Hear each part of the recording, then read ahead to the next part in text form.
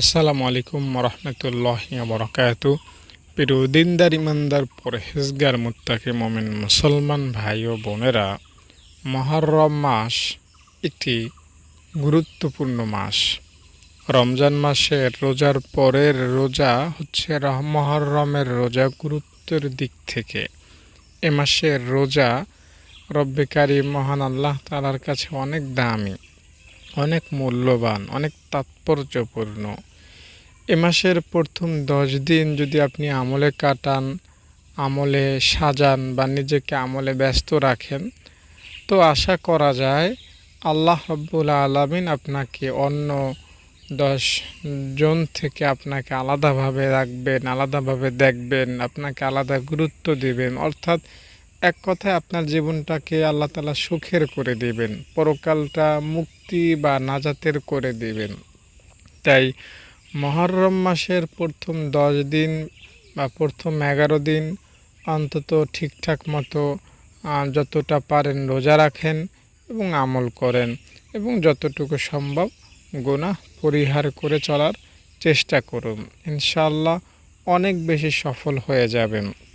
তো আমি আজকের এই ভিডিওটিতে যে বিষয়ে আলোচনা করব সেটা হলো মুহররম মাসের এই প্রথম 10 দিনে কি এমন আমল আছে যেটা করলে আপনার 200 বার হজ করা সওয়াব হবে, আপনার 30, 40, 50, 60, 70 বছরের গুনাহ মাফ হবে এবং সকল গুনাহগুলো, সকল অন্যায় বা অপরাধগুলো নেকিতে বা সওয়াবে পরিণত হয়ে যাবে। কোন আমল করলে সেটা আপনাকে জানাবো এবং আমি আপনাকে জানাবো কোন আমল করলে আসমানের ফেরেশতারা আপনার জন্য এলান করতে থাকবে, আপনার জন্য ঘোষণা দিবে যে তোমার গুনাহ আল্লাহ মাফ করে দিয়েছেন।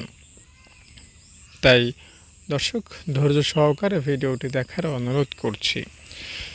দর্শক, সকালে এবং বিকালে এই দুইটা টাইমে মুহররম মাসের প্রতিটা দিনে আমল করবেন, বিশেষ করে অন্তত প্রথম 10 দিন সকালে এবং বিকালে। তাহলে কি হবে? 70,000 ফেরেশতার দোয়া আপনি পেতে পারবেন ইনশাআল্লাহ কিয়ামত পর্যন্ত। সকালে এই টাইমটাতে যারা ঘুমিয়ে থাকবে, অলসতা বা অবহেলা করবে, তারা কিন্তু দোয়াটা পাবে না। সকালবেলা তারা ফেরেশতাদের বদদোয়া বা আল্লাহ তাআলার লানতের অন্তর্ভুক্ত হয়ে যাবে যদি ঘুমিয়ে থাকে বা অলসতা অবহেলা করে। তাই সকালবেলা এই সময়টি আপনি অবশ্যই জাগ্রত হবেন এবং ফজরের নামাজ ঠিকঠাক মতো পড়বেন এবং বিকেলবেলাও অলসতা অবহেলা করবেন না, গুনাহের কাজ করবেন না। কারণ হচ্ছে সকালবেলা 70,000 ফেরেশতা আপনার কাছে আসেন। এই 70,000 ফেরেশতা আপনার আমল দেখতে শুরু করেন এবং সকালবেলা 70,000 ফেরেশতা আল্লাহ তাআলার কাছে চলে যান। 70,000 ফেরেশতা সকালে আসেন এবং 70,000 ফেরেশতা চলে যান।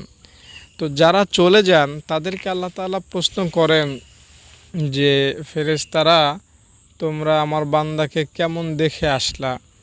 তখন ফেরেশতারা জবাব দেয়, আল্লাহ, আমরা সকালবেলা এসেছি, তখন দেখেছি তোমার বান্দা তোমার তাসবিহ পড়ে, তোমার বান্দা সেজদায় আছে, তোমার বান্দাকে আমরা নামাজে দেখে এসেছি।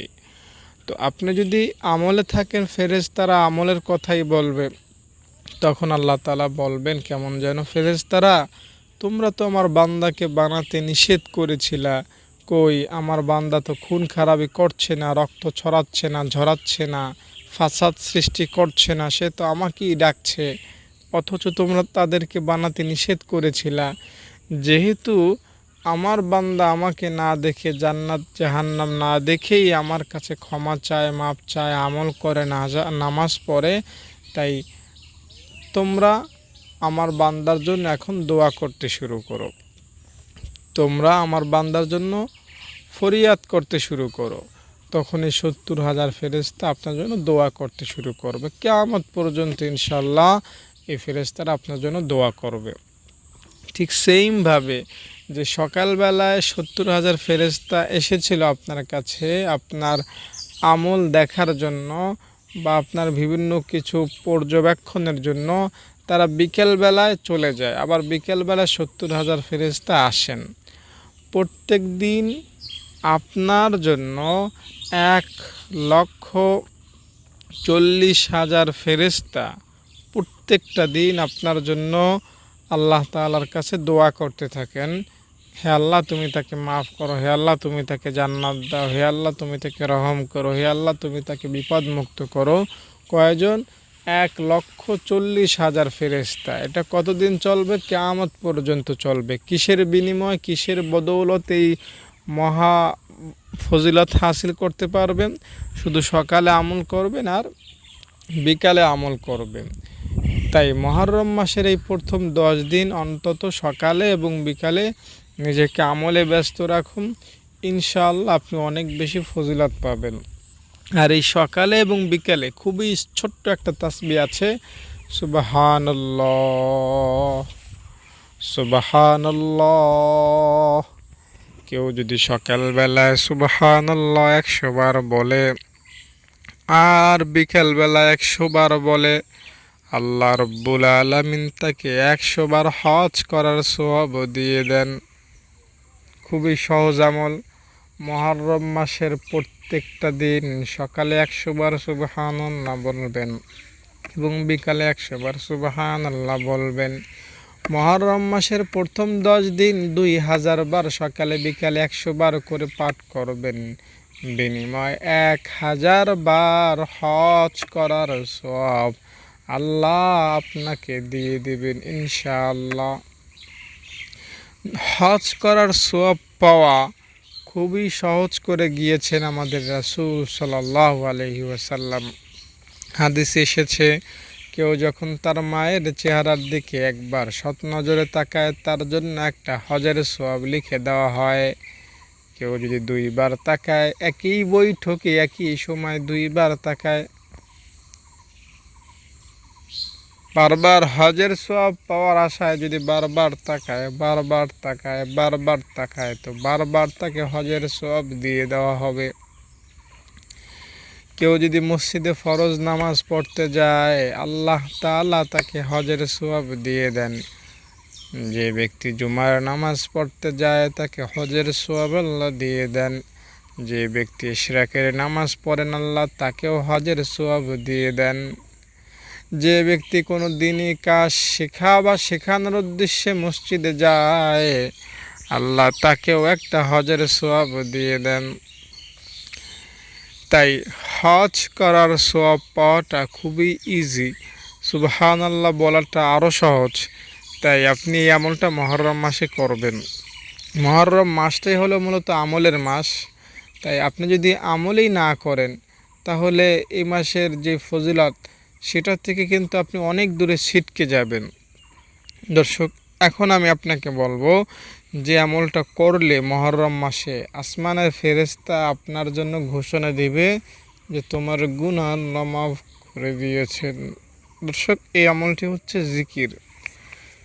কেউ যখন জিকির করে আসমান থেকে একজন ফেরেশতা ঘোষণা দেয় তোমার গুনাহ আল্লাহ মাফ করে দিয়েছেন। হাদিসটি শুনেন।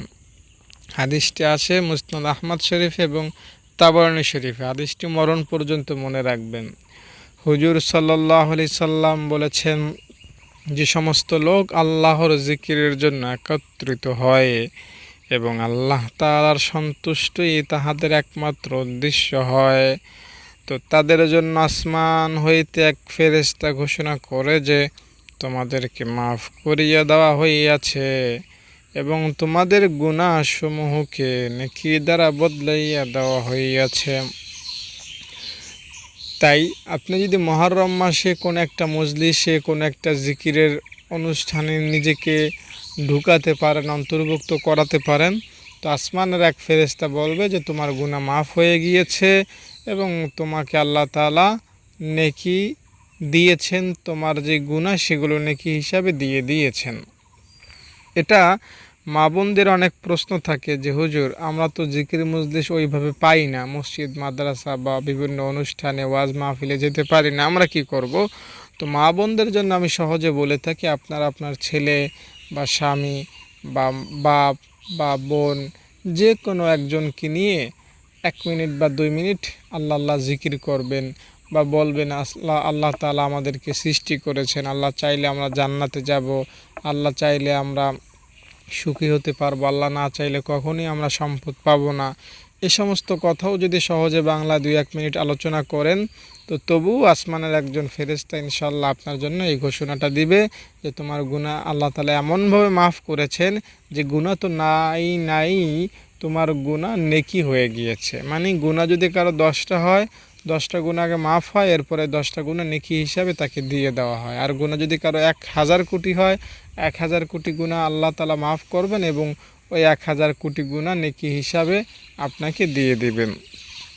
তাই ভাই বোন, বন্ধু, দর্শক শ্রোতা, আসুন আমরা আমল করি, আমরা মহররম মাসকে সাজাই। মহররম মাসে যদি আমল না করি এটা হবে আমাদের জন্য চরম ব্যর্থতা। মহররম মাসের রোজা সম্পর্কে কিছু আলোচনা আপনাকে শোনা দরকার, আপনাকে শোনাবো। মহররম মাসের সুন্নত আমল সম্পর্কে সহিহ হাদিস সমূহে যা বর্ণিত হয়েছে তা হলো আশুরার রোজা পালন করা। রাসূল সাল্লাল্লাহু আলাইহি ওয়াসাল্লাম মহররমে রোজা পালন করেছেন। ইহুদি ও নাসারারা শুধুমাত্র 10ই মহররম সম্মান করত, 10ই মহররমকে তারা সম্মান জানাতো এবং তারা এদিনে রোজাও রাখত। তাই রাসূল সাল্লাল্লাহু আলাইহি ওয়াসাল্লাম তাদের বিরোধিতা করার জন্য ওই দিন সহ তার পূর্বে অথবা পরের দিন মিলিয়ে রোজা রাখার নির্দেশ আমাদেরকে দিয়েছেন। অতএব সুন্নাত হলো 9 ও 10 অথবা 10 ও 11 মহররম রোজা পালন করা। 10 তারিখে শুধু আপনি যদি রোজা রাখেন এটা হবে নবীজির কাছে একটা অপছন্দের বিষয়। রোজা রাখা খারাপ না, কিন্তু নবীজির কাছে এটা খুব বেশি পছন্দের ছিল না। নবীজি চাইতেন যে তোমরা 2টা রোজা রাখবে মহররম মাসে, একটা রোজা রাখবে না। এখন 2টা, 3টা, 4টা, 5টা, 10টা, 20টাও রাখতে পারেন, এতে আপনার কোনো সমস্যা নাই। তবে মিনিমাম 2টা রোজা আপনাকে রাখতেই হবে। একটা রোজা মহররম মাসে কোনোভাবেই আপনি রাখতে পারবেন না। আপনি মহররম মাসের 1 তারিখ থেকে রোজা স্টার্ট করতে পারবেন এবং 10 তারিখে গিয়ে শেষ করতে পারবেন, এতেও কোনো সমস্যা না। মূল কথা হচ্ছে একটাই যে মহররম মাসের একটা রোজা, আশুরার একটা রোজা না, মিনিমাম 2টা রোজা রাখতেই হবে। এ সম্পর্কে হাদিস আছে আব্দুল্লাহ ইবনে আব্বাস রাদিয়াল্লাহু তাআলা আনহু হতে বর্ণিত, তিনি বলেন নবীজি সাল্লাল্লাহু আলাইহি ওয়াসাল্লাম যখন আশুরার রোজা রাখতেন এবং রোজা রাখার নির্দেশ দিলেন তখন সাহাবায়ে কেরাম রাসূল সাল্লাল্লাহু আলাইহি ওয়াসাল্লাম বললেন, হে আল্লাহর রাসূল, ইহুদি ও নাসারারা এই দিনটিকে 10ই মুহররমকে সম্মান করে। সাহাবারা নবীজিকে বললেন, হে রাসূল, তারা তো 10ই মুহররমকে সম্মান করে। তখন রাসূলুল্লাহ বললেন, আগামী বছর বেঁচে থাকলে ইনশাআল্লাহ আমরা 9ই মুহররম সহ রোজা রাখব। হাদিস বর্ণনাকারী বলেন, পরের বছর নবীজি আর জীবিত ছিলেন না, তাই 9 তারিখের নবীজি রোজাও রাখতে পারেননি, কিন্তু আমাদেরকে নির্দেশ দিয়েছেন 9 তারিখে রোজা রাখতে। অন্য হাদিসে এসেছে হযরত ইবনে আব্বাস হতে বর্ণিত, তিনি বলেন রাসূল সাল্লাল্লাহু আলাইহি ওয়াসাল্লাম বলেছেন, তোমরা আশুরার দিন রোজা রাখো এবং ইহুদীদের বিরোধিতা করো। তোমরা আশুরার সঙ্গে তার পূর্বে একদিন বা পরে একদিন রোজা পালন করো। অর্থাৎ এবছর মহররম মাসের রোজা হচ্ছে মূলত, আশুরার দিনটা হলো মূলত 29 তারিখ, সম্ভবত 29শে জুলাই হবে বা 28 বা 30 জুলাই, এই 3 দিনের মধ্যে নিশ্চিত হবে। তো আপনি এই 3 দিন অবশ্যই রোজা রাখার চেষ্টা করবেন। যদি 3 দিন না পারেন 2 দিন রোজা রাখবেন। 2 দিন রোজা রাখলেও হবে, 3 দিন রাখলেও হবে, তবে মিনিমাম 2 দিন রাখা। দর্শক, মহররম মাসের ফজিলত কি? ফজিলতের দিক থেকে রমজানের রোজার পরই আশুরার রোজার অবস্থান। এটি পূর্ববর্তী 1 বছরের গুনাহের কাফফারা স্বরূপ, অর্থাৎ এর মাধ্যমে পূর্ববর্তী 1 বছরের গুনাহ মাফ হয়। এ সম্পর্কে আবু হুরায়রা রাদিয়াল্লাহু তাআলা আনহু হতে বর্ণিত আছে, রাসূল কারীম সাল্লাল্লাহু আলাইহি ওয়াসাল্লাম বলেন, রমজানের পর সর্বোত্তম রোজা হলো মুহররম মাসের রোজা, অর্থাৎ আশুরার রোজা, এবং ফরজ নামাজের পর সর্বোত্তম নামাজ হলো রাতের নফল নামাজ, অর্থাৎ তাহাজ্জুদ নামাজ।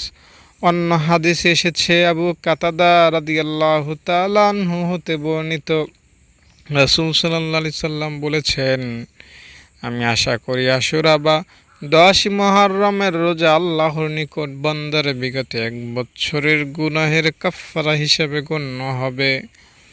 অর্থাৎ আমরা যদি মুহররম মাসের রোজা রাখি, তাহলে 2022-23 যত গুনাহ করেছি, ছোট গুনাহ, সব গুনাহ আল্লাহ তাআলা শুধু 2টা রোজা রাখার বিনিময়ে মাফ করে দিবেন। 2টা রোজা, 2 দিন কষ্ট করবেন, বিনিময়ে 1 বছরে যত আকাম কুকাম করেছেন সব মাফ হবে। এখানে বড় গুনাহও মাফ হবে যদি আপনি 2 দিন রোজা রেখে আল্লাহ তাআলার কাছে মাফ চাইতে পারেন ইনশাআল্লাহ। তাহলে ছোট বড় বলতে কোনো কথা থাকবে না, জিন্দেগির সব গুনাহ একদম মাফ হয়ে যাবে। 30-40 বছরের গুনাহও আল্লাহ তাআলা মাফ করে দিবেন। আর আল্লাহ তাআলার একটা সিস্টেম হচ্ছে, বান্দাকে যখন আল্লাহ মাফ করেন, তো বান্দার গুনাহগুলো আল্লাহ তাআলা সাগরে ফেলে দেন না, বা ধ্বংসস্তূপে ফেলে দেন না, বা মুছে দেন না। বান্দার গুনাহগুলোকে আল্লাহ তাআলা আগে নেকি বানান, এরপরে ওই নেকিগুলোকে বান্দাকে দিয়ে দেন। তো আপনার রোজা রাখার মাধ্যমে আপনার 1 বছরের গুনাহ মাফ হবে, মানে 1 বছরের গুনাহ মাফ হয়ে সেটা নেকি হয়ে আল্লাহ আপনাকে দিয়ে দেবেন। সহজ অর্থে বলা যায়, 1 বছরের গুনাহ মাফ হবে, আবার 1 বছর ইবাদত করার সওয়াবও আল্লাহ আপনাকে দিয়ে দিবেন। তাই আশুরা রোজা রাখার চেষ্টা করবেন। দর্শক, এই দিনটাতে মুসা আলাইহিস সালাম রোজা রাখা, মুসা আলাইহিস সালামের অনুসারীরা রোজা রাখা স্টার্ট করেছিল। এই সম্পর্কে একটা ঘটনা আছে এরকম, 10 মুহররমে অত্যাচারী পাপিষ্ঠ ফেরাউন ও তার কওম আল্লাহর প্রিয় নবী মুসাকে হত্যার ঘৃণিত ষড়যন্ত্রে লিপ্ত হলে নবী মুসা আলাইহিস সালামকে হত্যা করার ষড়যন্ত্রে লিপ্ত হলে ফেরাউনের সাগরডুবি হয়। ফেরাউন সাগরে হাবুডুবু খায় এবং সেখানে মারা যায়। মুসা আলাইহিস সালাম ও তার সম্প্রদায় বনি ইসরাইল আল্লাহ তাআলার বিশেষ রহমতে অত্যাচারী ফেরাউনের হাত থেকে মুক্তি লাভ করে। তার শুকরিয়া হিসেবে মুসা আলাইহিস সালাম এই দিন নফল রোজা রাখেন। সেদিনের ঘটনার কথা স্মরণ করে বা শুকরিয়া আদায় স্বরূপ নবীজি সাল্লাল্লাহু আলাইহি ওয়াসাল্লাম এই দিনে নফল রোজা পালন করেছেন এবং তাকে উম্মতকে পালন করতে বলেছেন। নবীজি সাল্লাল্লাহু আলাইহি সাল্লাম তার উম্মতকেও পালন করতে বলেছেন। ইহুদিরা কেবল 10 তারিখ রোজা রাখত, তাই তাদের বিরোধিতার লক্ষ্যে 10 তারিখের আগের অথবা পরের দিনকে যোগ করার কথাও নবীজি বলেছেন। হাদিসে এসেছে, আব্দুল্লাহ ইবনে আব্বাস বলেন, রাসূল সাল্লাল্লাহু আলাইহি সাল্লাম মদিনায় হিজরত করে ইহুদিদেরকে আশুরার রোজা রাখতে দেখে কারণ জিজ্ঞাসা করলে তারা বলল, এটি একটি মহান দিন। এদিনে আল্লাহ তাআলা মুসা আলাইহিস সালাম ও তার কওমকে নাজাত দিয়েছিলেন এবং ফেরাউন ও তার লোকদের ডুবিয়ে মেরেছিলেন। তার শুকরিয়া হিসাবে মুসা আলাইহিস সালাম এই দিন রোজা পালন করেন। তাই আমরা ইহুদিরাও এই দিন রোজা পালন করি। তখন রাসূল সাল্লাল্লাহু আলাইহি সাল্লাম বললেন, তোমাদের চেয়ে আমরাই মুসা আলাইহিস সালামের আদর্শের বেশি হকদার ও অধিক দাবিদার। অতঃপর তিনি রোজা রাখেন ও সবাইকে রাখতে বলেন। উল্লেখ্য যে আশুরায় মুহররম উপলক্ষে 9 ও 10 ও 11 মুহররম এই 2টি রোজা পালন করা সুন্নাত।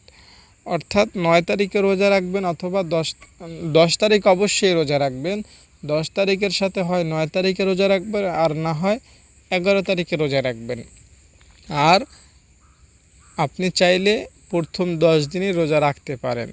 তো দর্শক, এই আমলগুলো যদি করেন, ইনশাআল্লাহ আপনার মুহররম মাসের দাম, মান, শান, ফজিলত অনেক বেশি হবে। মুহররম মাসে আমল করতে পারলে আপনার গুনাহ মাফ হয়ে যাবে, আল্লাহ আপনাকে ভালোবাসবেন। তো দর্শক, আশা করি আমলগুলো করবেন এবং মুহররম মাসের ফজিলত লুফে নেবেন বা আল্লাহ তাআলার কাছ থেকে নিজেকে ক্ষমা করিয়ে নেবেন। আমরা রমজান মাসে আমল করেছি, রমজানের পরবর্তীতে শাওয়াল মাসে 6টি রোজা রেখে সারা বছর রোজা রাখার সওয়াব অর্জন করেছি। এরপরে এসেছিল জিলহজ মাস। জিলহজ মাসের প্রথম 10 দিনের গুরুত্ব অনেক বেশি ছিল। সেখানে রোজা রাখলে 1 বছরের আগের গুনাহ এবং 1 বছরের পরের গুনাহও মাফ হয়ে যায়। সে রোজা রেখেও আমরা 2 বছরের গুনাহ মাফ করিয়েছি। এরপরে আমাদের কাছে এখন আসলো মুহররম মাস। এই মুহররম মাসে রোজা রাখলেও আমাদের 1 বছরের গুনাহ মাফ হবে এবং 1 বছরের নেকিও ইনশাআল্লাহ আল্লাহ আমাদেরকে দিবেন। এছাড়াও আমি আপনাকে যে আমলগুলো কথা প্রথম অংশে ভিডিওটিতে বলেছি সেগুলো করার চেষ্টা করবেন, ইনশাআল্লাহ অনেক বেশি সফল হবেন, কামিয়াব হবেন, নাজাত পাবেন, আল্লাহ তাআলাকে খুশি করতে পারবেন, অনেক বেশি নেকি নিয়ে পরকালে উঠতে পারবেন এবং আপনার জীবনের সকল গুনাহ আল্লাহ তাআলা মাফ করে দিবেন। দর্শক, অগোছালো কথাগুলো ক্ষমা করবেন, আপনার জন্য দোয়া করে ভিডিওটি এখানে শেষ করব। তবে একটা অনুরোধ জানাচ্ছি, আপনি যদি আমার মাদ্রাসায় দান করতে চান আমাকে ফোন করবেন। ভালো থাকেন, আসসালামু আলাইকুম।